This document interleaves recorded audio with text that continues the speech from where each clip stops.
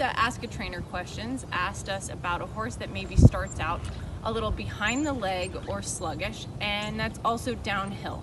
So one of the things that I like to do, and I have plenty of horses that start out like that, is I always let my horses start on a long rein, first of all, to loosen up and let their top line loosen up.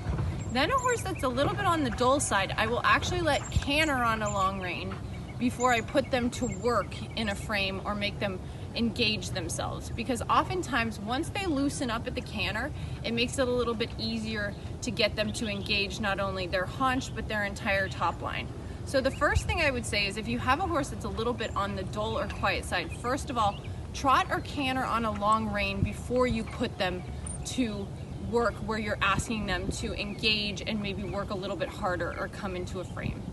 A horse that is behind the leg, unless the horse is completely afraid of the whip, which actually might help you to get it engaged, I would say make sure that you carry some sort of an artificial aid, whether that be crop or spurs.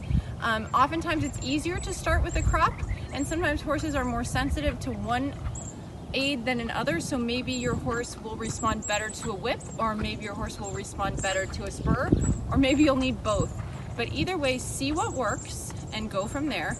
But what I'm going to do is I'm going to carry a crop, so that after I've trotted and cantered on a long rein and I go back to the trot, now I'm going to ask this horse to engage itself, come into a frame, start to work a little harder, and as I add my leg, if it slows down or gets behind my leg, I'm going to back it up with my artificial aid of a whip and my natural aid of voice. For myself personally, I use a cluck to trot and a kiss to canter. A lot of people use a cluck for everything, but I do believe horses know the difference. And so for me, that kiss sound, when I say it, that horse better go forward right away. I don't use it often. I only use it when I mean it. And if I have a horse that's a little dull, I will use a kiss with a smack so that they know that means business. And the one thing I can say about using a whip is make it count. I don't think you should hit a horse 8 or 10 times, even lightly.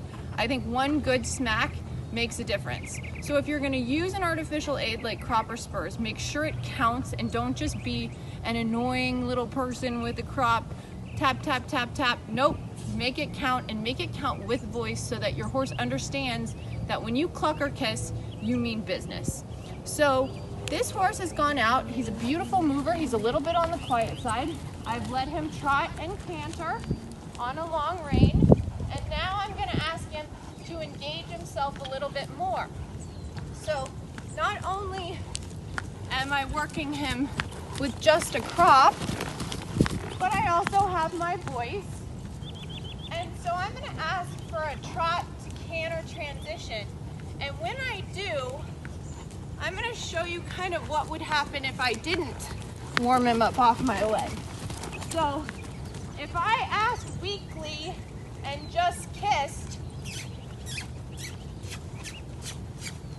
he's probably just going to keep trotting because he's not overly enthusiastic about jumping into the canter. That's also one of the reasons he's such a good hunter. However, a good hunter has to be responsive. So for me, this horse has to, when I kiss, go right to the canter. So I've got my artificial aid, and I'm going to sit and kiss and give him a smack, just like this. And it's once, and it means business. And then I'm going to go back to the trot to rut. And I'm going to sit, and I'm going to kiss, and right away it's business, and he gets a pat. Because I want him to understand that he did the right thing.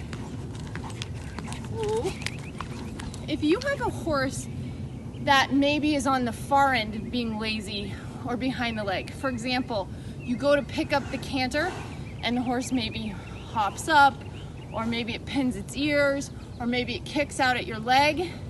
If you're sure it's not a soundness issue, then you need to be a little more aggressive with how you ask. So for example, if I get a horse in that I go to pick up the canter and I put my leg on and that one smack and a kiss doesn't get it done, well then I may do 1 or 2 smacks with a kiss and I may gallop them, because I'm going to overdo the fact that when I use that voice or crop, it needs to shoot out of a cannon and go forward. And then of course I don't actually want it to shoot out of a cannon and be that fast, but I want it to be that responsive so that when my rider's on it and that person kisses to canter or clucks to canter, that horse is ready to come off the leg. So I hope I've given you some exercises to work with at home, and I think if you ask correctly and communicate with your horse better, you and your horse will have a more successful time, whether it be at home or in the show ring.